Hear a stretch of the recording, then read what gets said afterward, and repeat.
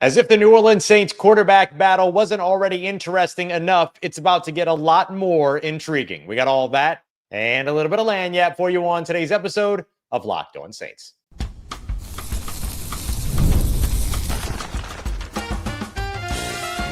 You are Locked On Saints, your daily New Orleans Saints podcast. Part of the Locked On Podcast Network, your team every day.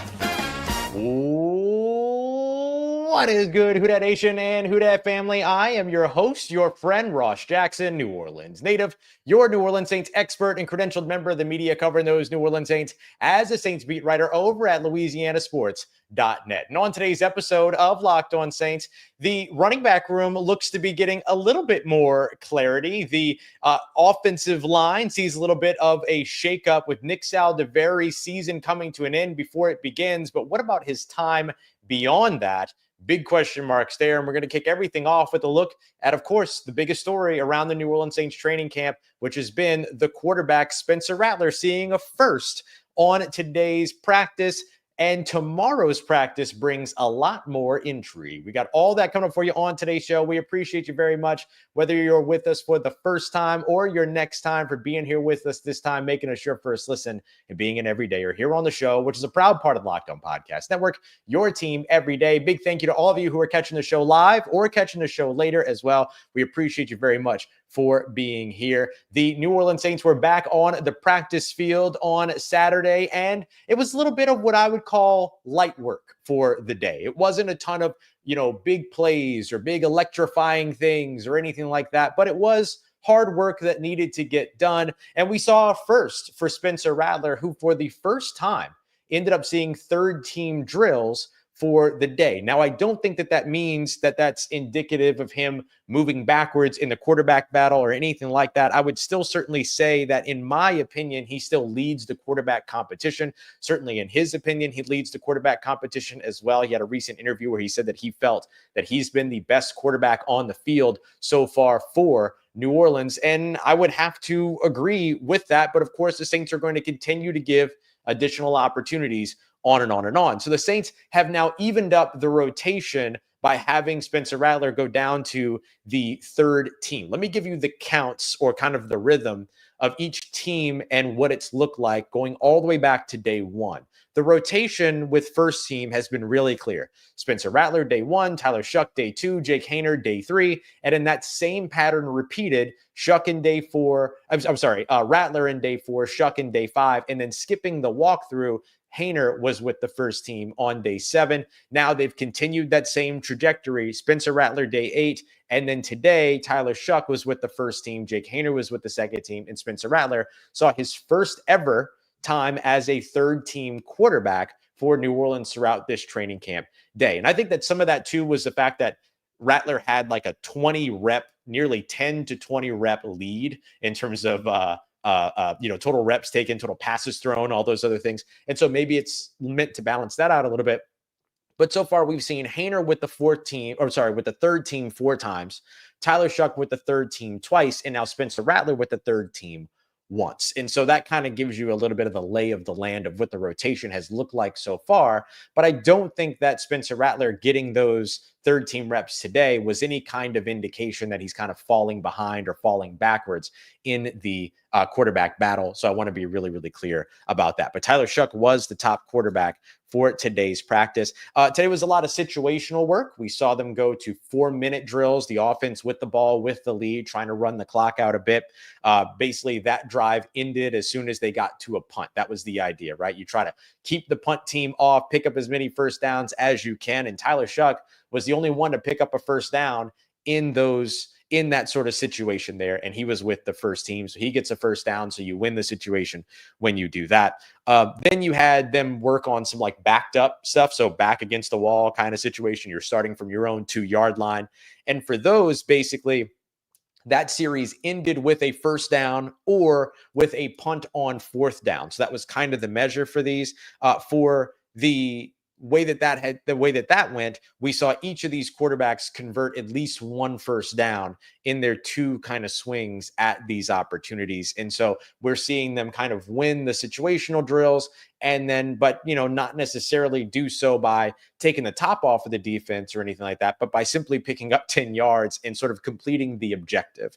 And so I think that that was a really good way to kind of go about things, kind of slow things down. You had this super, super energetic practice 2 days ago. Now you're coming off the day off, kind of slow things down. And then I think what becomes super important now as we move forward is what this team is planning to do going into Sunday's practice as they get into day 10 of practice. And that's where things are moving forward for this quarterback competition. For the quarterback competition, we're going to see scrimmage. And this is going to be the first time. I don't think I've really ever seen the Saints run scrimmages during training camp. So this will be a lot of fun to watch. And I think that this is going to be pretty significant for the quarterback battle. It'll be the penultimate practice in terms of for the Metairie share of practices before the team travels to California next week. And so now we get to see kind of the real deal go down, right? Things are getting real all of a sudden with this quarterback battle. And so remember, we were walking through kind of what the rotation of first team reps was, where it kind of went Rattler, Shough, Haener, Rattler, Shough, Haener, Rattler, Shough. That means that Jake Haener is technically next in the first team reps. But if the Saints decide to kind of deviate from that, knowing that they're going into scrimmage, which makes a lot of sense, right? You treated walkthroughs differently, didn't factor that into the rotation. I think you do the same thing here with scrimmage, and maybe give all three of these guys opportunities with the first team, right?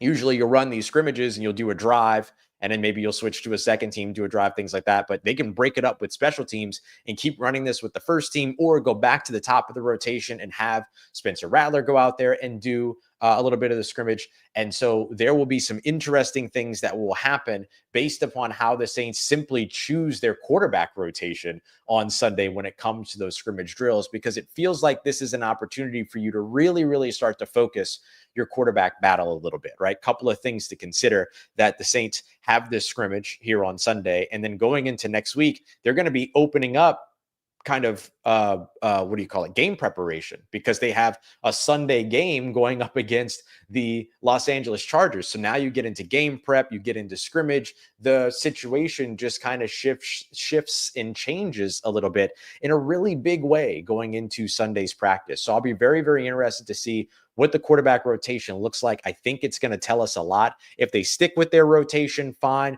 But if they deviate from that rotation, we'll be able to read a lot into that and what it could potentially mean. So I think that that's the next big thing that we're looking for when it comes to this quarterback battle. Couple of big plays. I thought that Tyler Shough had the best throw of the day on Saturday. A kind of insane arm angle that he took to split two defenders and zip the ball into Chris Olave in the middle of the field. That was early on in team reps. He had an excellent, excellent throw there. We continue to watch Spencer Rattler use his legs to his benefit and being able to kind of get out of the pocket and go pick up yards with his legs, set up receivers for a lot of yards after catch opportunities as well in these kind of drive starter / situational drills and work and everything like that. And so I thought we saw some really, really good things from both of those quarterbacks. And then we saw more efficiency from Jake Haener, who is 8 of 12 on the day. So good passing all around. Everybody took care of the football. No turnovers, no touchdowns either. But I don't think that was really the point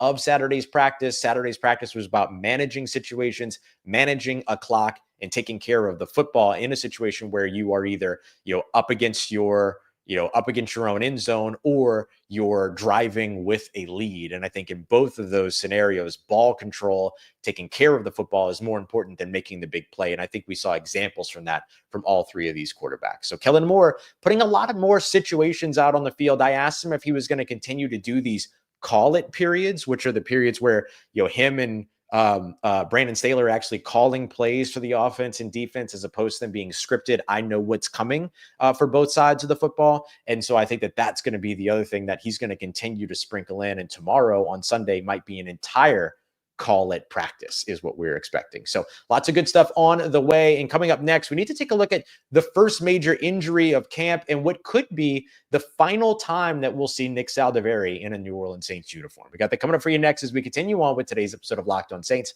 part of Locked On Podcast Network, your team every day. Today's episode of Locked On Saints is brought to you by our friends over at Monarch Money. Monarch Money is my favorite app that I use when it comes to managing all of my finances. You know you would like for it to be easy to manage your finances, and Monarch Money makes that happen. They put everything all in one place, from your investments to your accounts, spending, budgeting, all of that. So now I have, instead of 6 different apps tracking everything from my expenses for travel, for games, and all these other things, to my banking apps, blah, blah, blah, to 2 apps. I've got my banking app, and then I've got Monarch Money, which takes care of literally everything else, including investments and beyond. So you can find all of that over at Monarch Money today. Help you figure out maybe if you're spending a little bit too much in your budgeting in certain situations. Dylan Sanders with his $22 sandwiches. Go ahead and take control of your finances today with our friends over at Monarch Money. Use code LOCKEDONNFL at monarchmoney.com for 50% off of your first year. That's monarchmoney.com, code LOCKEDONNFL for half off your first year. All right, family. The New Orleans Saints had to put Nick Saldiveri on injured reserve, ending his season before it begins. But it also now might signal the last time that we see Nick Saldiveri in a New Orleans Saints uniform. Look, I'm never somebody that, when it comes to injuries, to tell somebody what to do with their career or anything like that. But I do think that after a certain point, teams will say, you know what, we have to move on here. And I think that the New Orleans Saints might be in that area when it comes to Nick Saldiveri, who has unfortunately battled so much injury over the course of his time since he was drafted in 2023. Finished his rookie season on injured reserve, spent a lot of training camp last year on the sideline with an injury, finished his second year on injured reserve, only played 6 games over the course of his, or only had 6 starts over the course of his 2 seasons. And then now, before the season begins, 1 indoor practice being out on that turf. And then he's got what I'm told is a knee injury, previously reported as a leg injury as well. I think I saw knee injury confirmed elsewhere too, forgive me. But now he's on injured reserve and his season is over. And so too might be his time in New Orleans. Everything that this team has put into helping people stay healthy, helping players stay on the field, take care of their bodies, all these other things. And I have some other injury updates. I know folks are curious about Devin Neal. Doesn't seem like anything big there, but we'll get to that here in just a second. But all of the focus that's gone here over the course of training camp to keep guys on the field. And then you have this happen for a guy that has been, let's call it what it is, injury prone throughout his career. I think at a certain point, you just kind of have to cut bait. And I think that might be on the way for New Orleans and Nick Saldiveri. I would be pretty surprised if 64 was back here in New Orleans next season. The Saints have brought in Dylan Radunz on a 1-year deal. They brought in Will Clapp Jr. on a 1-year deal. They also signed on Friday during the day off before the Saldiveri injury became public. They signed Shane Lemieux and brought him back. He was with the team last year, had 4 starts, appeared in 6 games, mostly played center last year, but is a center guard in terms of versatility. He was immediately in the 3rd team on Saturday, playing at left guard, kind of filling in for Nick Saldiveri. And so I think at this point, the Saints have kind of a pathway to being able to continue to bolster their depth behind their starters without necessarily going the route of Saldiveri or bringing Saldiveri back in 2026. And look, I'm not trying to be, shysty about the guy or anything like that, or mean about the guy or anything. It's just that, like, what can you trust at this point if you're the New Orleans Saints organization? And it's unfortunate because during his time at Old Dominion, he was such a talented player, could play tackle, could play guard, spent some time playing over in at center at the Senior Bowl as well. And so had the versatility, has a lot of talent, is a really good dude, but unfortunately just can't stay on the field. And after a while, you have to stop asking the questions about that and start answering them. And we haven't really seen, I think, the answer that the New Orleans Saints would hope for when it comes to Nick Saldiveri and his health management and staying healthy and staying on the field. So it just kind of is what it is. But the Saints have replaced that position already, bringing in Shane Lemieux, who I thought, played pretty well at center when he was healthy enough to fill in, but he's got injury history as well. And so I think that's a part of why you've got guys like Will Clapp Jr. and Dylan Radunz who can probably plug in for you before, you have to turn to Shane Lemieux again. But excellent job shuffling that roster and making sure you get somebody in there that can help you from multiple positions in this situation. Couple of other injury updates for you as well. JT Gray, Nick Saldiveri, and Colin Saunders were the 3 players that were not on the physically unable to perform list that we did not see at practice on Saturday. today. And, Saldiveri goes to injured reserve. JT Gray's managing a hamstring injury. We already know about that. He's week to week. I don't think that you have any situation here to where you would look at JT Gray losing opportunity or needing to even rush back on the field. Like, he'll probably be a 5th-year captain next year on special teams. You know what his role is. He knows what his role is. He knows what he's able to do. So I don't think there's any reason to really rush JT Gray out there, especially when you have such a crowded safety room and you've got a guy like Jonas Sanker who's standing out like crazy. You've got Julian Blackmon who's already leapt into first team reps. You've got guys like Eric Reed as well as Jordan Howden that are stepping into their roles. Ugo Amadi had a great pass breakup today in one-on-ones. That was excellent. Good physical play, getting up, being able to knock the ball away. You're seeing some nice things from Elliott Davison, the undrafted free agent, that's showing you that he's worthy of development and all these other things. Like, I think that you've got enough talent at that safety position that you really don't have to rush JT Gray back, which is a good thing. Look, JT Gray's dealt with some injuries over the course of the past few years. And so keeping him healthy, even if it means keeping him on the sideline in the process, I think is smart. As for Colin Saunders, the only reason why we didn't see him was because he had an excused absence, according to Kellen Moore. So nothing to be concerned about there. There were 2 players that were limited on the day. That was offensive lineman Landon Young, as well as running back Devin Neal. We're going to dive into running backs more in detail here in a little bit in terms of the entire group. But Devin Neal dealing with a minor injury. Doesn't sound like it's anything big, and so not too worried about it.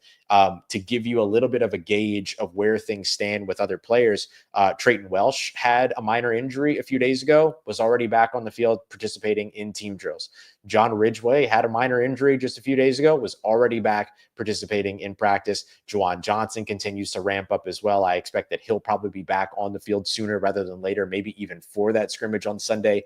We'll see how that goes. But the good news so far is that, unlike Dennis Allen was when Kellen Moore says, hey, it's a minor injury, we don't think there's anything really to be concerned about here, nothing long-term, those guys haven't just randomly ended up on injured reserve later on in the day, like what we saw with Dennis Allen sometimes. And so I think that the accuracy of information that's being shared is coming in with care, and the information that's being shared is happening with care. I mean, Kellen Moore anticipates the questions that we're going to have before he comes to the podium, and he kind of gives you a little bit of an update on everybody. And he came up to the podium the other day when Juwan Johnson, Trayton Welsh, and John Ridgway all kind of got nicked up in a practice and said, look, all 3 of these guys are nicked up. We'll get you some updates when I have more information, but they're nicked up. They're dealing with it.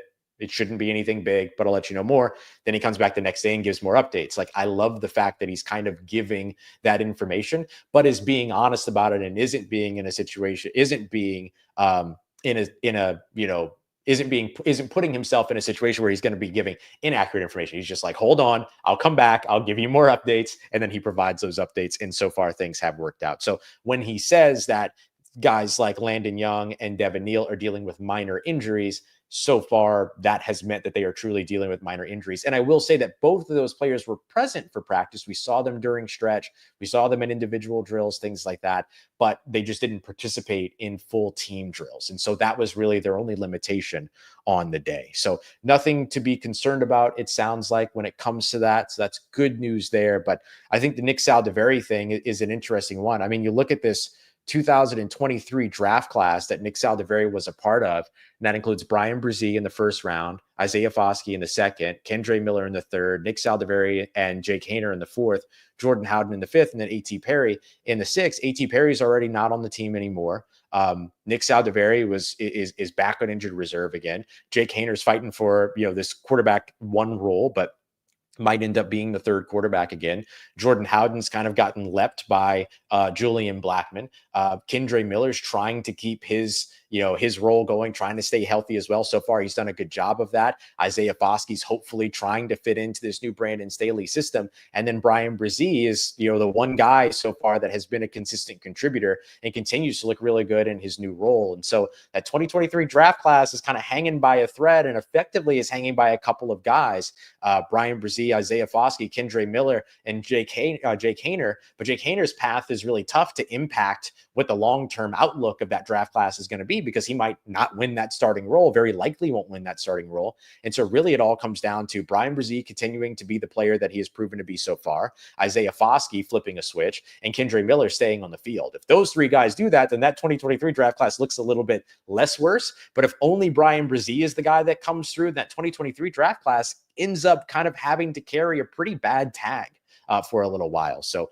not so great in terms of what we've seen there, but we'll see if things turn around for those guys or for that draft class based on the guys at the very top of that draft that have the opportunity to flip the perception. Bryan Bresee, Isaiah Foskey, and Kendre Miller. All right, coming up next, I want to take a look at the running back position. Speaking of Kendre Miller, because it feels like some things are becoming a little bit clearer each day. We got that coming up for you next as we continue on with today's episode of Locked On Saints, part of Locked On Podcast Network, your team every day. This episode is presented by our friends over at 5 Hour Energy and their excellent transfusion shot. You know it. You love it. It is one of the best golf drinks out there. The bold flavors of grape, ginger, and lime all coming together in this quick, energizing shot. So whether you're sinking birdies or you're just making memories with friends, it's a hole-in-one for your energy game. I love to go out there and play golf every now and then. I don't get to do it often, but when I do, I always try to make sure I have some kind of energy shot with me, because I tend to start dragging around like the 12th hole or so. So a thing like 5 Hour Energy absolutely will help you get through. So if you go to 5hourenergy.com today, that's the number 5hourenergy.com. You can use the promo code Locked On Golf to receive 20% off of your order. This offer is only valid through September 30th and on one order, and cannot be used with other promotions. The code is not good on subscription orders. So whether you're meeting up with friends or trying to turn 18 holes into 36, get the energizing boost that you need to power through. Order the transfusion flavored 5 Hour Energy shots today. Let's get it, Who Dat Nation. The running back room feels like it's kind of taking shape a little bit more each and every day, as I've been charting a little bit more, or not charting a little bit more, but as I've been charting every single rep that's happened all throughout training camp so far. It's been interesting sort of seeing how often some of the running backs end up in first and second team drills beyond Alvin Kamara. And I think that one of the guys that has really become a mainstay in one of those early teams, first or second team, has very much been Clyde Edwards-Helaire. I think Clyde Edwards-Helaire, Alvin Kamara, Devin Neal, and Kendre Miller are the guys that have seen the most first and second team reps. And so the big thing that I'm taking away from that is that maybe that shows that those are kind of the top 4 guys, right? Obviously, Alvin Kamara is in there, but let's say that the Saints were to go into 2025 with that running back room. How would you feel about that? Alvin Kamara, Clyde Edwards-Helaire, Devin Neal, Kendre Miller, actually not bad at all in terms of what you're going to get there, because you have a guy like Alvin Kamara that is the everything, right? He'll be somebody that can work out in space, that can be a part of the passing game, that can run between the tackles here and there as well. And then you go beyond that to a guy like Clyde Edwards-Helaire, who can run between the tackles and get outside and contribute the passing game as well. So you could do a lot of the same things with both of those guys. Obviously, you're going to get a greater level of efficiency from one of them because Alvin Kamara is simply Alvin Kamara. But Clyde Edwards-Helaire is no joke either. And so him being able to have that opportunity to be able to go out there and kind of have that multiple role could be a really, really good fit for him. Then you look at the two guys that can be a little bit more like bruisers for you. Devin Neal, coming out of Kansas, drafted this year, as a guy that can run in between the tackles for you. He can also catch. He can also get outside the tackles as well, but he can be a bruiser and a one-cut runner. That's what he did during his time at Kansas. He was a one-cut runner, downhill, big-time home run hitter. Like, that was his thing. This is a guy that averaged less than 200 carries per year, but had incredible levels of production, like he was, as if he were a 300 carry per year guy, and then had 16 rushing touchdowns in each of the last 2 years as well. So the production is really, really high there. The other thing that you're looking at would then be Kendre Miller, who, of course, has to answer the health question mark, but because of his ability to break tackles, to pick up yards after contact, to catch the ball out of the backfield, to have that kind of one-cut breakaway speed, he provides so much intriguing talent for you that I think he could be a very interesting one of the 4 amongst that group. So if you've got Kamara, Edwards-Helaire, as well as Devin Neal and Kendre Miller, you're probably probably in a pretty good situation from the eclecticism that you can have across that room, the production, the impact, the consistency, all that we won't really know until we get into preseason games and the season, of course, for this team. It's interesting because a lot of the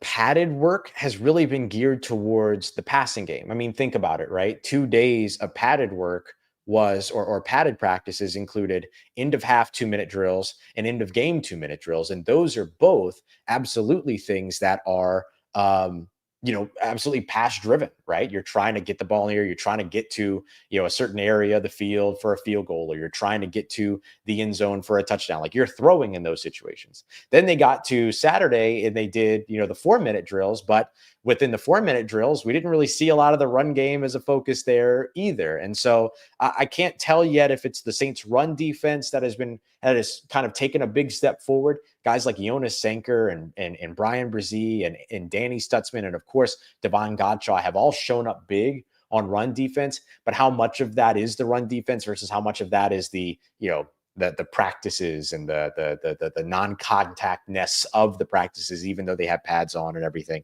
And so I think that you're looking for these guys to really kind of show on both sides of the field, both run defense and rushing offense, the opportunity to be able to get out there and get real reps, see live bullets, see those opportunities where it's like, hey, got to go out there and make a play. Hey, got to go out there and break this tackle. Hey, got to go out there and do that. I think that the thing that's been really exciting, though, with the running back room that I think is super kind of maybe underrated a little bit is Velus Jones Jr. Myself and my good friend Jeff Nowak were discussing, and we were talking about how the Saints haven't really had like a long speed running back since we had said Darren Sproles. We later remembered CJ Spiller. Those were really kind of the last super speedy running backs. Like, even Boston Scott looked like he was fast because he was short, but he wasn't the fastest guy in the world. But now you've got a guy like Velus Jones Jr. who has 4.31 speed, and you wonder, what could that add to this New Orleans Saints running back room, whether that be as a pass catcher out of the backfield, he's a former wide receiver himself, or just as a running back as a whole. And so what value could breakaway speed, 4.3 kind of speed, long speed really bring to this running back room? And can he end up having a big impact? I mean, when you looked at the game winning or the end of half drives where the Saints were doing the 2-minute drills just a couple of days ago, it was a Velus Jones Jr. 35-yard breakaway run that ended that drive and turned that into a win for the offense and a win for Spencer Rattler in the process. And so I think that that's another thing that you look at is, where could a guy like Velus Jones Jr. be productive for you and bring a lot of speed to the running back room, which the Saints haven't really had in a really, really long time. It feels like really, like CJ Spiller feels like the last one. We were trying to name a bunch of other guys. We were going through all of them: Travaris Cadet,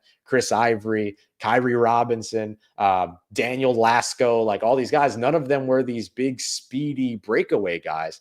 And so can you add that player with a guy like Velus Jones Jr.? He certainly has the ability or the capability. Let's see if he can, do something that creates a level of consistency and maybe ends up bringing some of that speed to this team on the 53-man roster by the time that it's all said and done. He's got some time to prove that. We'll see what happens with the preseason, but certainly something that could be of intrigue. I think that the defense continues to stand out, and I think that Jonas Sanker had a really good day on Saturday.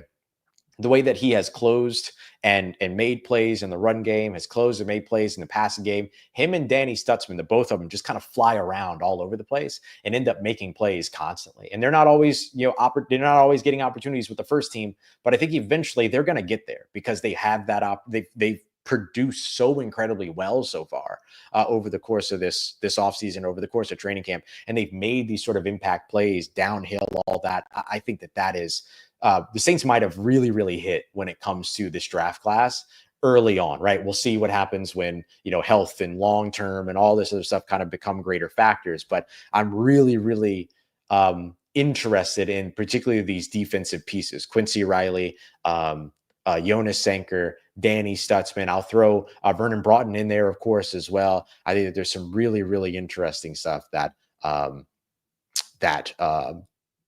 can potentially go with all that. All right. I have one question that I want to answer here. It was Liv who asks, who is the best looking quarterback against the defense, Rattler, Tyler Shough, or Jake Haener? And again, I'll mention, for me, Spencer Rattler has far and away been the best quarterback of the trio.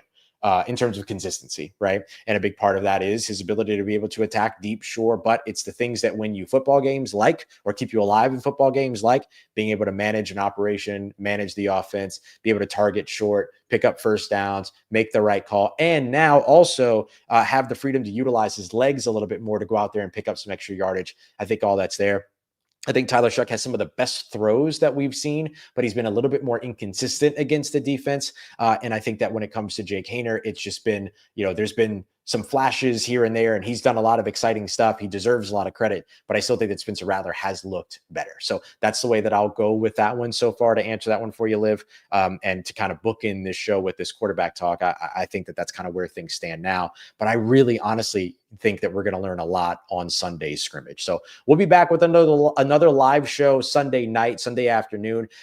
Just because of how light today's practice was, I'm not going to try to force a show that might not be a good show for Sunday morning.